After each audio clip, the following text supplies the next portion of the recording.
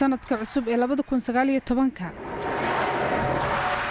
xilligan markii la joogay 30 maalmood ayaa ka soo wareegtay markii nin Shiinees ah oo jira da'da 70meeyada uu ku dhacay cudur aan la aqoonin oo u eg oo fureenka balse caalamka weli kama warhaynin fayraska u socda inuu bedelo nolosheenna oo dhan oo diyaar garowga sanadka cusub dhakhtar Ameerikaan ah oo ku takhasusay fayraska ayaa telefoon ka qabtay ninkan George Gayo oo madax ka ah xarunta xakamaynta cudurrada Shiinaha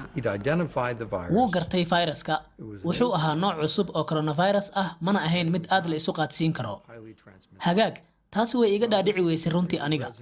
sababtoo ah waxaan maqlayay waxyaabo badan dad badan oo uu ku dhacayay cudurka hay'adda caafimaadka adduunka ee Geneva ayay ahayd in si rasmi ah loogu sheego cudurka cusub balse waxay markii ugu horeysay ka ogaatay baraha bulshada kulan WHO gudaheeda ah ayay saraakiisha ku cadeeyeen walwalkooda wakaaladda AB ayaa la wadaagtay PPS Frontline iyo BBC-da qayb ka mid ah codadkii la soo dusiyay toddobaadkii labaad ee January in la yiraahdo ma jirin cadayn muujinaysay in cudurka dadka ay isu gudbin karaan ma aha mid ku filan waxaan doonaynaa inaan xogta aragno haddii aan dib ugu laabanno Wuhan cisbitaalada ayaa buux dhaafay shaqaalaha caafimaadkana aad ayay u baraarugayeen looma ogoleen in ay la hadlaan warbaahinta caalamiga ah iyadoo aan ogolaasho la siinin balse hal ka mid ah ayaa si qarsoodi ah ula hadlay BBC-da hadalkiisana waxaan dul saarnay cod qof jilaa ah qof kasta waa ogyahay in xanuunkani uu yahay mid bini'aadamka ay isu gudbiyaan xitaa doqonka waa ogyahay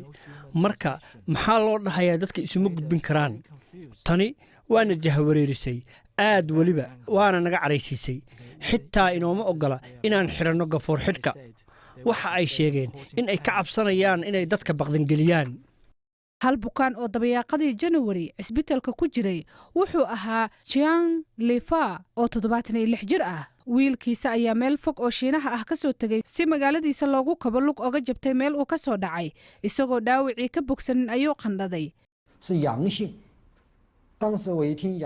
markii aan maqlay positive oo micnaheedu yahay waxa laga helay xanuunkaasi coronaviruska ayaa markiiba waxay ku dhacay qalbi xanuun weyn waayo waxa ay noqotay oo aan anigu dareemayaa inaan anigu ahay kii aabihii u keenay geerida oo dembigaasi isagu leh aad ayaan runtii u xanaaqay oo aan u murugooday caadi maan ahayn dadku waxay aaminsan yihiin in dowladda haddii ay dowladda Wuhan aanay qarin lahayn in fayrasku jiro aabbahay muu dhiman lahayn sababtoo ah way qariyeen oo way dabooleen dad badan ayaa ku dhintay oo naftoodii qaaliga ahaa ku waayay taasi